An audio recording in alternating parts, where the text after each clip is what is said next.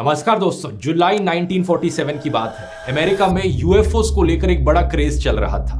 देश भर से छोटे बड़े शहरों से खबरें आ रही थी कि लोगों ने आसमान में फ्लाइंग सॉसर्स उड़ते हुए देखे हैं, यूएफओस को देखा है। इस क्रेज की शुरुआत करीब एक महीने पहले 24 जून को हुई थी, जब प्राइवेट पायलट केनेथ आर्नोल्ड ने क्लेम किया कि उन्होंने सियाटल शहर के पास एक पहाड़ी के नजदीक 9 चमकीले यूएफओस को उड़ते हुए देखा। इन्होंने कहा कि वो बड़ी तेज उड़ रहे थे, उनकी स्पीड 2000 किलोमीटर पर आवर थी। Reports that strange flying discs have been whizzing at 1200 miles an hour over the western United States. इस बात से सिर्फ 2 हफ्ते के अंदर अंदर अमेरिका के कोने कोने से खबर आने लग चुकी थी कि लोगों ने आसमान में यूएफओस को उड़ते हुए देखा है। मीडिया में भी इसकी बहुत चर्चा हो रही थी। नक्शे में देखिए कि किन किन जगहों पर यूएफओ साइटिंग्स हुई अमेरिका में। मीडिया ने इसे एटॉमिक साइट से लिंक करना शुरू किया। कहा कि देखो 3 एरियाज में सबसे ज्यादा साइटिंग्स देखने को मिल रही है यूएफओस की, और ये वो 3 जगहें हैं जहां पर न्यूक्लियर टेस्टिंग चलने लग रही है। इस सब हल्ले के बीच न्यू मैक्सिको स्टेट में एक आदमी था मैक ब्रेजल नाम से। उसे याद आता है कि करीब 3 हफ्ते पहले उसने अपने खेत में कुछ अजीब सा मलबा पड़ा हुआ देखा था। एक टिन फॉइल, रबर और पतली सी वुडन बीम्स। उसे समझ में नहीं आया वो क्या है। उसे लगा कि कहीं इस सब का कोई उस यूएफओ वाले क्रेज से कोई रिलेशन हो, तो वो इस मलबे को उठाकर रोजवेल शेरिफ के पास ले आया 7 जुलाई को। इस पर अटेंशन पड़ी एक आर्मी ऑफिसर की, कर्नल विलियम ब्लैंकहार्ट, जो कि कमांडिंग ऑफिसर थे रोजवेल आर्मी एयरफील्ड के। अगले दिन रोजवेल आर्मी एयरफील्ड एक स्टेटमेंट रिलीज करती है, ये कहते हुए कि अभी तक जो अफवाहें सुनी जा रही थी फ्लाइंग डिस्क को लेकर, ये अब हकीकत बन चुकी है। The 509th Bomb Group of the 8th Air Force, Roswell Army Airfield was fortunate enough to gain possession of a disc.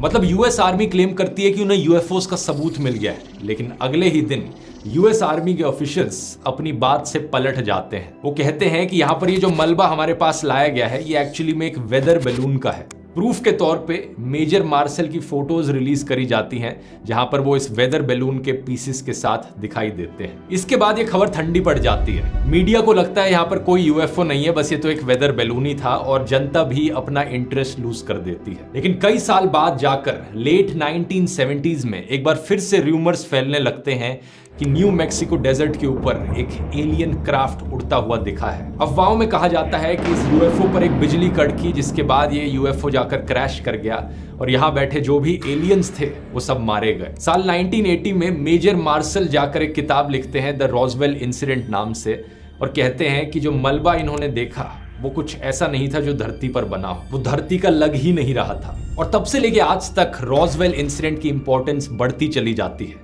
नई थ्योरीज उभर कर आती हैं। लोग कहते हैं कि ये जो क्रैश हुआ था यूएफओ का, एक्चुअली में यहाँ पर एक जिंदा एलियन पाया गया था। यूएस आर्मी ने उस एलियन को एक सीक्रेट जगह पर ले जाकर रख दिया है, और कुछ लोग मानते हैं, कहते हैं कि आज के दिन तक वो एलियन एक टॉप सीक्रेट जगह पर कैद है। यूएस आर्मी कोशिश कर रही है एलियन टेक्नोलॉजी को रिवर्स इंजीनियर करने की और एलियन लाइफ पर रिसर्च करने की, लेकिन ये सब कुछ होने लग रहा है एक बहुत ही टॉप सीक्रेट लोकेशन पर, जिसका नाम है एरिया 51। आइए समझते हैं इस रहस्य को आज के इस वीडियो में।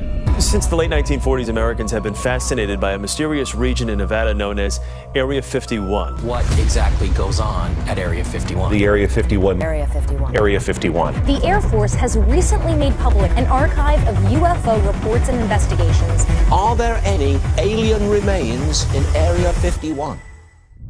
एरिया 51 एक्चुअली में दोस्तों यूएस मिलिट्री की एक फैसिलिटी है जो आपको रेगिस्तान के बीचों बीच मिलेगी, किसी भी शहर से मीलों दूर।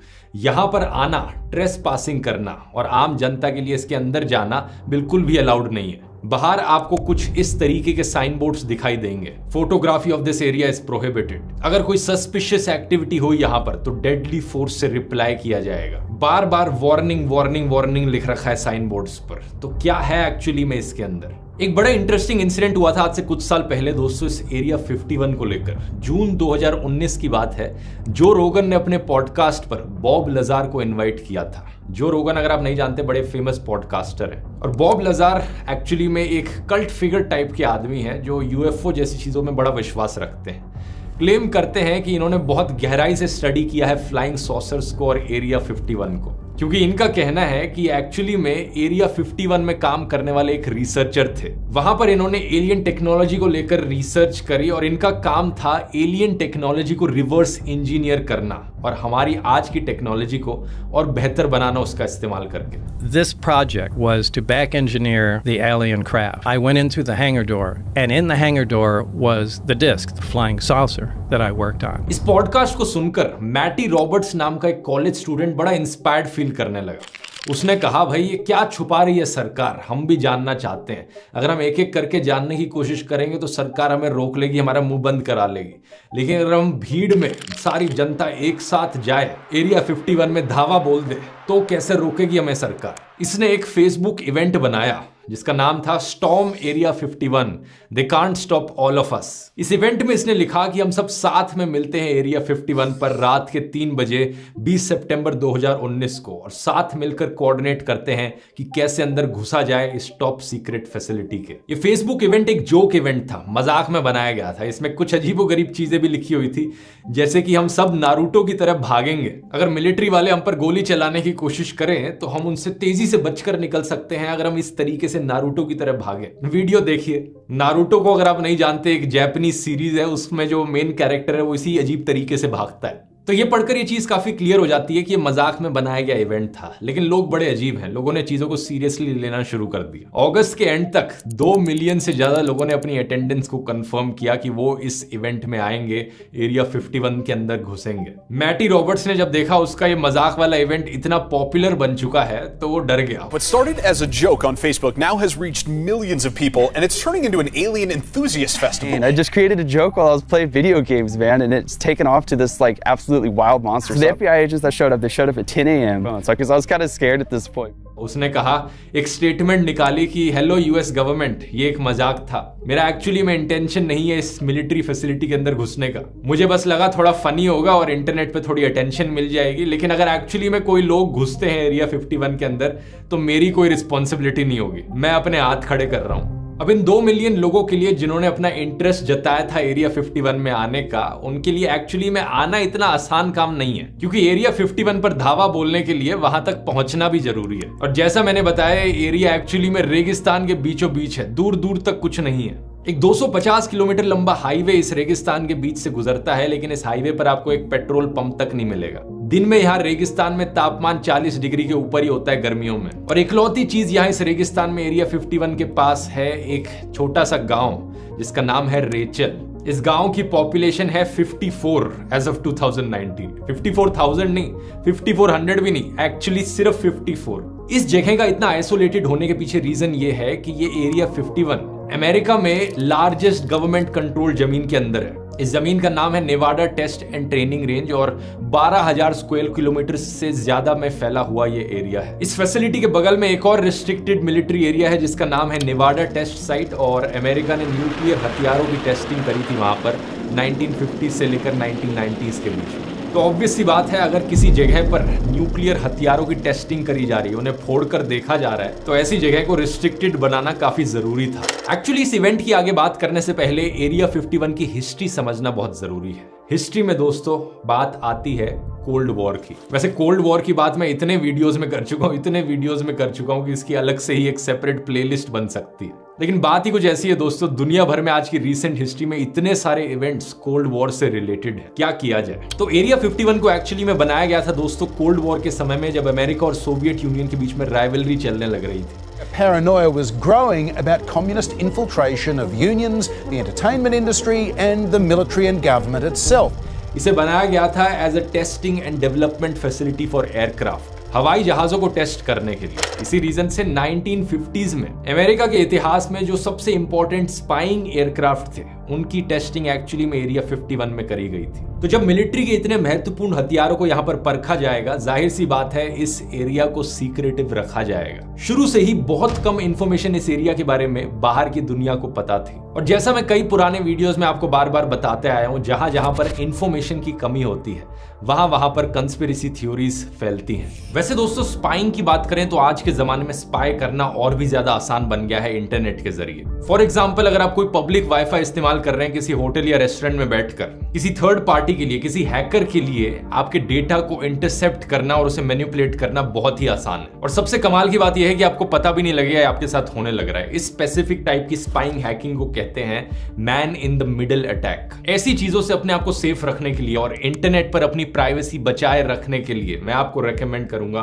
कि आप एक वीपीएन का इस्तेमाल करें। और मेरी राय में one of the best VPN apps है NordVPN। इनके 5400 से ज्यादा सर्वर्स हैं 59 कंट्रीज में, यानी आप इतनी सारी अलग अलग कंट्रीज में अपनी लोकेशन स्पूफ कर सकते हैं। NordVPN आपको man in the middle type attack से बचाता है आपके डेटा को एनक्रिप्ट करके, ताकि ये हैकर के लिए इनएक्सेसिबल बन जाए। यानी आप कोई पब्लिक वाईफाई इस्तेमाल कर रहे हैं और उसमें आप अपना VPN ऑन रखेंगे तो आप बचे रहेंगे। इसके अलावा NordVPN one of the only apps है जो चाइना जैसी कंट्रीज में चलती है। जो वेबसाइट्स ब्लॉक्ड हैं चाइना में उन्हें एक्सेस किया जा सकता है इसका इस्तेमाल करके। और क्योंकि NordVPN ने इस वीडियो को स्पॉन्सर किया है तो आप लोगों के लिए एक बड़ा डिस्काउंट है। इनके 2 साल के प्लान पर आपको एक भारी डिस्काउंट मिलेगा, साथ साथ 4 एडिशनल महीने फ्री भी मिलेंगे अगर आप इस लिंक पर जाएंगे nordvpn.com/dhruv। ये लिंक आपको नीचे डिस्क्रिप्शन में भी मिल जाएगा, जाकर चेकआउट करके देखिए, बिल्कुल रिस्क फ्री है। इनकी 30 डे की मनी बैक गारंटी होती है। nordvpn.com/dhruv। अब वीडियो पर वापस आते हैं। 1954 में अमेरिकन प्रेसिडेंट ड्वाइट आइजनहावर एक सीक्रेट लोकेशन की मांग करते हैं जहां पर high altitude reconnaissance programme start किया जा सके। The story of top secret reconnaissance aircraft really begins midway in the 20th century, in the darkest days of the Cold War. 2 CIA के बंदों को इस काम पर लगाया जाता है कि ढूंढने निकलो एक ऐसी लोकेशन जहां पर हम ये सारी चीजों की टेस्टिंग कर सकें, ऐसे स्पाई प्लेन्स बना सके जो सोवियत यूनियन की न्यूक्लियर वेपन्स को गहराई से जांच सके। एनी जैकबसन अपनी किताब Area 51 an uncensored history of America top secret military base में बताती हैं कि कैसे उन्होंने एक सीक्रेट बेस ढूंढा जो नेवाडा के एक सूखे हुए लेक बेड के बीच में था। It was a vast, dry lake bed known as Groom Lake. Today it's known by another name, Area 51. ये जगह ऑलरेडी एक क्लासिफाइड जगह थी जहां पर सरकार न्यूक्लियर हथियारों को फोड़ने लग रही थी और टेस्टिंग करने लग रही थी। लेकिन एरिया 51 में जो काम चलता है वो स्पाई एयरक्राफ्ट्स को बनाने का होता है, और 2 स्पाई एयरक्राफ्ट यहां पर बड़े ही कमाल के एक्स्ट्रा ऑर्डिनरी तरीके से स्टैंड आउट करते हैं। पहला है U-2 स्पाई एयरप्लेन जो दिखने में कुछ ऐसा दिखता है। 1949 में जब सोवियत यूनियन ने अपना पहला एटॉमिक बॉम्ब टेस्ट किया था, अमेरिका के लिए ऑलमोस्ट इम्पॉसिबल था पता लगाना कि एक्चुअली में अंदर चल क्या रहा है देश के, क्योंकि उस वक्त उनके पास कोई सैटेलाइट्स नहीं थी। तो 1953 में प्रेसिडेंट आइजनहावर एक CIA का कोवर्ट प्रोग्राम बनाते हैं जिसका नाम होता है प्रोजेक्ट एक्वाटोन। $22 मिलियन का बजट एक ऐसा एरोप्लेन बनाया जाए जो 4800 किलोमीटर तक चल सके बिना रिफ्यूलिंग के, जिसके ऊपर 320 किलो के कैमरास कैरी किए जा सके और जो 21,000 मीटर की ऊंचाई पर उड़ सके। एक ऐसा एयरक्राफ्ट जो डिटेक्ट नहीं किया जा सके किसी रेडार में और ना ही किसी एंटी एयरक्राफ्ट मिसाइल के द्वारा। ऐसे बनता है इनका U-2 स्पाई प्लेन जो कि अमेरिका के इतिहास में एक्चुअली में one of the most important spy airplanes है। अगले कुछ सालों तक अमेरिका काफी हद तक सक्सेसफुल रहता है सोवियत यूनियन के ऊपर स्पाई करने में इस प्लेन का इस्तेमाल करके। लेकिन 1 मई 1960 को एक U-2 विमान मिसाइल के जरिए नीचे गिरा दिया जाता है सोवियत एयर स्पेस में। CIA pilot Francis Gary Powers was shot out of the sky in his U-2, his aircraft destroyed. Years of hard-won secrecy for the US intelligence community were wiped out in a moment. America को मजबूरन admit करना पड़ता है कि वो spying करने लग रहे थे यहाँ पर, लेकिन मिलिट्री पर प्रेशर बनाया जाता है सरकार के द्वारा कि अब एक और ऐसा प्लेन बनाओ जिसे बिल्कुल भी ना शूट डाउन किया जा सके, जो और भी ज्यादा तेज उड़ता हो और भी ज्यादा सीक्रेटिव हो। और ऐसे बनाया जाता है लॉकहीड SR-71 ब्लैकबर्ड जो कि आज के दिन तक दुनिया का सबसे तेज उड़ने वाला प्लेन है। इसकी रफ्तार 3400 किलोमीटर प्रति घंटा, 24,000 मीटर की हाइट पर ये उड़ सकता है। इतना ऊंचा और इतना तेज कि कोई चांस ही नहीं है कि कोई इसे मारकर नीचे गिरा पाए। ऐसे भयानक प्लेन को सीक्रेट रखना बहुत बहुत ज्यादा जरूरी है, स्पेशली जब कोल्ड वॉर चलने लग रही है अमेरिका और सोवियत यूनियन के बीच में। तो कैसे टेस्ट किया जाए इस प्लेन को और दुनिया से बात छुपाकर भी रखी जाए? CIA UFOs का इस्तेमाल करती है। ये जो कंस्पिरेसी थ्योरी है कि आसमान में UFOs उड़ने लग रहे हैं। In the language of the US Department of Defense, these are unidentified aerial phenomena. CIA खुद इन कंस्पिरेसी थ्योरीज को बढ़ावा देती है। आसमान में जो UFOs उड़ने लग रहे हैं, ना ही ये क्लेम्स को डिनाई करते हैं ना ही सच बताते हैं। ये अजीब से दिखने वाले, इतनी तेज उड़ने वाले अनआइडेंटिफाइड फ्लाइंग ऑब्जेक्ट्स क्या हैं? क्या ये एलियंस के फ्लाइंग सॉसर्स हैं? CIA के लिए बहुत ही अच्छा जरिया है इस प्रोग्राम को सीक्रेटिव रखने का। लोगों को यकीन करते रहने दो कि ये एलियंस के फ्लाइंग सॉसर्स हैं। किसी को पता नहीं चलेगा कि एक्चुअली में हमारे टॉप मिलिट्री के सीक्रेट विमान हैं। यही कारण बताया जाता है कि रॉसवेल इंसिडेंट की जो फ्लाइंग सॉसर वाली थ्योरी थी उसे मीडिया में, अखबारों में एक दिन तक क्यों चलते रहने दिया गया। लेकिन at the same time CIA ये भी जानता था कि अगर सरकार अपनी तरफ से एडमिट कर ले कि एलियंस एग्जिस्ट करते हैं और वो एलियंस पर कुछ जांच करने लग रहे हैं तो भी बड़ा हल्ला मच जाएगा देश में। लोगों में पता नहीं कितना डर और पैरानोया फैल जाए। इसलिए एक दिन बाद स्टेटमेंट दी जाती है कि ये एक्चुअली में एक वेदर बैलून था। वीडियो के शुरू में मैंने आपको बताया था कि ऐसे 1970s में ये अफवाहें जो थी UFOs की ये फिर से जागने लगती हैं, क्योंकि 1970s ही वो समय था जब इस ब्लैक बर्ड SR-71 विमान की टेस्टिंग चल रही थी। The SR-71 roared skyward with maximum afterburner thrust. A legendary pilot was taking the first ever flight in a legendary airplane. यहाँ पर एक्चुअल फैक्ट्स क्या थे ये हमें साल 1994 में ही पता लगते हैं, लेकिन फैक्ट्स जानने के बाद भी कुछ लोग कंस्पिरेसी थ्योरीज को और बढ़ावा देने लगते हैं। एरिया 51 का एलियंस के साथ एसोसिएट होना, इसके पीछे कारण बताया जाता है बॉब लजार जैसे कंस्पिरेसी थ्योरिस्ट्स। इन्होंने साल 1989 में क्लेम किया था कि ये एक्चुअली में एरिया 51 के सेक्टर 4S4 के अंदर काम कर रहे थे। इनका क्लेम था कि ये एक्चुअली में एलियन स्पेसक्राफ्ट पर काम करने लग रहे हैं, सरकार ने इन्हें कॉन्ट्रैक्ट दिया है। लेकिन आज के दिन बहुत से क्रेडिबल न्यूट्रल एक्सपर्ट्स मानते हैं कि अपने मन से बनाकर चीजें बोलने लग रहे हैं। अच्छा, इनकी वजह से वो जो इवेंट होने जा रहा था उसका क्या हुआ, जहां पर 2 मिलियन लोग आने जा रहे थे। मिलिट्री में काम करने वाले सिक्योरिटी के जो लोग थे उन्होंने एक्सपेक्ट किया, क्योंकि एरिया 51 तक आना इतना मुश्किल था, ये एरिया इतना आइसोलेटेड है, तो 2 मिलियन लोग कह रहे हैं कि वो आएंगे, लेकिन एक्चुअली में इनका एक्सपेक्टेशन है कि सिर्फ 30,000 के करीब लोग आएंगे। एरिया 51 का ये इवेंट एक म्यूजिक पार्टी इवेंट की तरह बन चुका था जिसकी थीम थी एलियंस।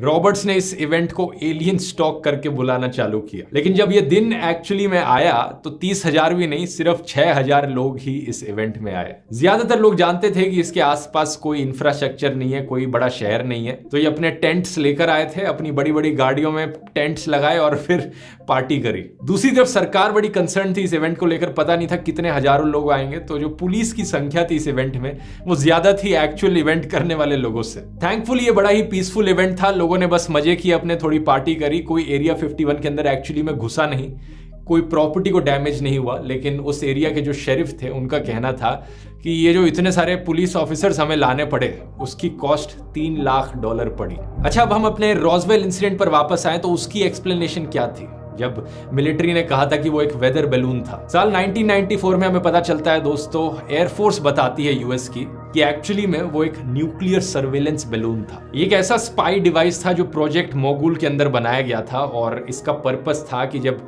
सोवियत यूनियन अपनी न्यूक्लियर हथियारों की टेस्टिंग करे तो उसके साउंड वेव्स डिटेक्ट किए जा सके बहुत ज्यादा दूर से इन बैलून्स का इस्तेमाल करके। अब ये सारी कंस्पिरेसी थ्योरीज फैलने के पीछे एक कारण ये भी है दोस्तों, जब सरकार ने इतनी बारी पहले झूठ बोला और अब 1994 में अगर सरकार एक और नई स्टेटमेंट देती है तो लोगों ने कहा कि भाई अब हम क्यों यकीन करें, तो लोगों का ट्रस्ट कहीं ना कहीं कम हो गया था, इसलिए इसके बाद भी कंस्पिरेसी थ्योरीज और फैलती रही। लेकिन सच्चाई यही है कि अगर आप एयरप्लेन्स की साइटिंग्स को देखोगे, आमतौर पर जो एरोप्लेन्स होते हैं पैसेंजर एयरक्राफ्ट, वो 10,000 से लेकर 12,000 मीटर की हाइट तक उड़ते हैं।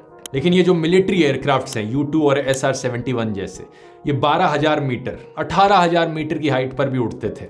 इनफैक्ट SR-71 का मैक्सिमम ऑल्टीट्यूड 26,000 मीटर तक था। इनकी टेस्टिंग आमतौर पर करी जाती थी सनसेट के टाइम से कुछ देर पहले। अब खुद ही आप सोचकर देखो दोस्तों, जब ये इतने अजीब से दिखने वाले एयरक्राफ्ट्स इतनी हाइट पर उड़ेंगे और वहां दूर सूरज भी ढलने लग रहा है तो उसकी रेज आकर इस पर चमकती हुई दिखेंगी, ऐसा लगेगा कि ये चमकने लग रहा है, और इतनी स्पीड से उड़ेंगे तो किसे नहीं लगेगा कि ये एक्चुअली में एलियन UFO है। ज्यादातर UFO साइटिंग्स में एक्चुअली में यही होता है, मिलिट्री के ड्रोन्स, मिलिट्री के डीकॉय फ्लेयर्स या फिर कोई भी अननोन एयर इंफ्रास्ट्रक्चर जो मिलिट्री ने बनाया है उसे लोग गलती से मान बैठते हैं कि ये UFO है। UFO शब्द का मतलब भी वैसे अनआइडेंटिफाइड फ्लाइंग ऑब्जेक्ट होता है, ये किसी ने नहीं कहा कि एक्चुअली में एलियंस होता है। अनआइडेंटिफाइड का मतलब कुछ भी अनआइडेंटिफाइड चीज हो सकती है, और क्योंकि एरिया 51 के अंदर और उसके आसपास ही इन सारे स्पाई प्लेन्स की टेस्टिंग करी गई तो जाहिर सी बात है कि इसे क्यों एसोसिएट कर लिया गया एलियंस से। यूएस एयरफोर्स की प्रोजेक्ट ब्लू बुक ने कई UFO साइटिंग्स को इन्वेस्टिगेट किया था। जहां जहां लोगों ने क्लेम किया था कि UFO उन्होंने देखा था, उन्होंने टाइम नोट किया और अपने खुद के फ्लाइट रिकॉर्ड से चेक किया। पता चला कि फ्लाइट रिकॉर्ड्स मैच करते थे। लेट 1950s 1960s में ऐसे ही मेजॉरिटी यूएफओ रिपोर्ट्स को एलिमिनेट किया गया। बॉब लजार कंस्पिरेसी थ्योरिस्ट जो क्लेम करते हैं कि उन्हें सरकार के द्वारा हायर किया गया था एलियन टेक्नोलॉजी को इन्वेस्टिगेट करने के लिए,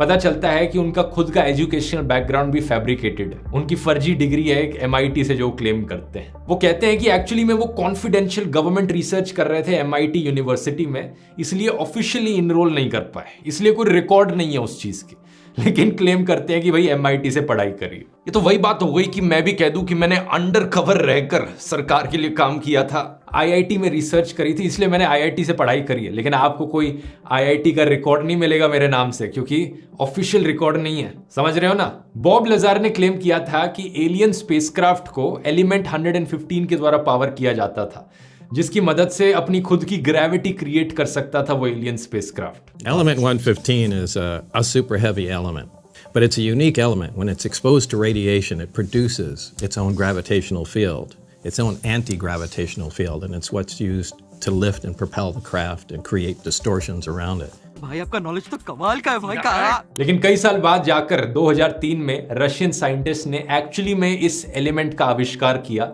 नाम रखा गया इसका मॉस्कोवियम, और ऐसा कुछ नहीं मिला कि वो ग्रेविटी क्रिएट कर सकता हो। जून 2013 में जाकर CIA पब्लिकली एरिया 51 के बेस को एक्नॉलेज करती है और जो भी इसका इतिहास रहा है उसकी सीक्रेट डिटेल्स को डीक्लासिफाई कर देती है under the freedom of information act. ये बेसिकली दोस्तों RTI एक्ट से काफी सिमिलर है। इंडिया में जैसे RTI फाइल करी जाती है सरकार के बारे में कुछ चीज पता करने के लिए, अमेरिका में इनका ये फ्रीडम ऑफ इंफॉर्मेशन एक्ट है, और इसको लेकर ये फाइल करी गई थी ये रिक्वेस्ट 2005 में, और 2013 में CIA ने इंफॉर्मेशन को रिलीज भी कर दिया। Newly released CIA documents officially acknowledge the site for the first time. But if you're looking to gain insight into aliens or spaceships, you might be disappointed. इस information release में हमें actually में area 51 की exact location पता चलती है जो CIA ने बताई है।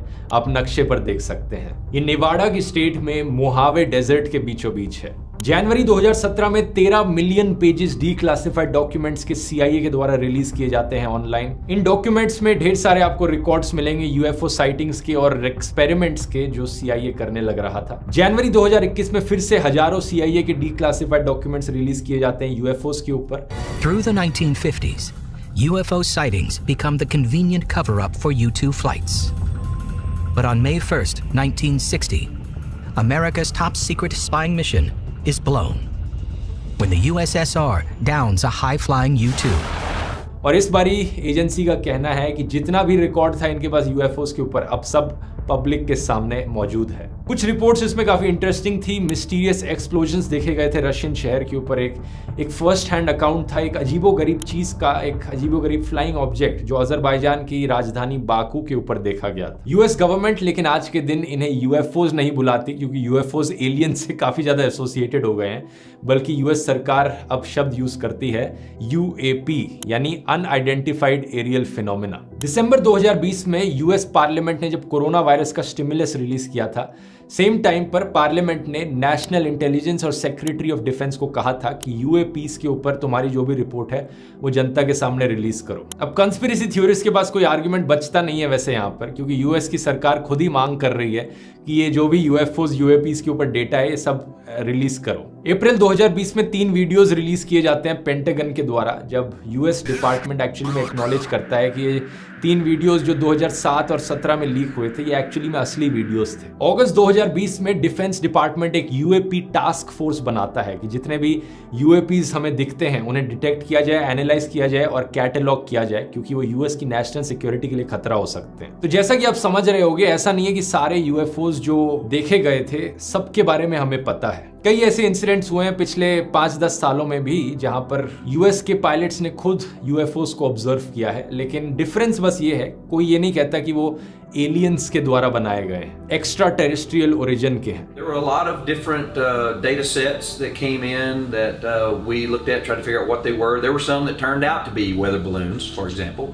In fact, there were several, but there were many that there is not enough data and sensor data. When we had a lot of sensor data on some of them, that we couldn't determine what they are.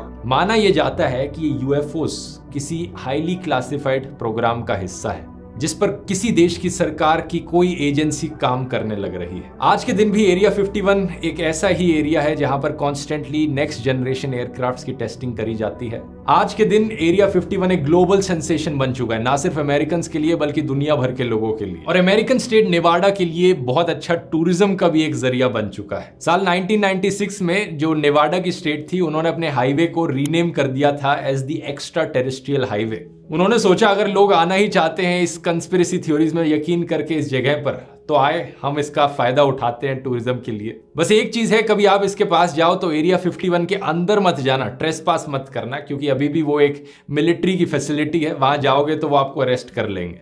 एक Dutch YouTuber था टीस ग्रांजियर करके, जिसने area 51 के अंदर घुसने की कोशिश करी थी। इसकी वजह से इसे 3 दिन जेल में बिताने पड़े थे। Men identified themselves as YouTubers who acknowledged they saw the no trespassing signs at the Mercury Highway entrance, but went in anyway. They have been charged with trespassing. उम्मीद करता हूँ वीडियो पसंद आया होगा। पसंद आया तो और ऐसे मिस्ट्री रिलेटेड वीडियोस देख सकते हो इस प्लेलिस्ट पर क्लिक करके, जैसे कि बर्मुडा ट्रायंगल के ऊपर या टाइटैनिक के ऊपर। मिलते हैं अगले वीडियो में। बहुत बहुत धन्यवाद।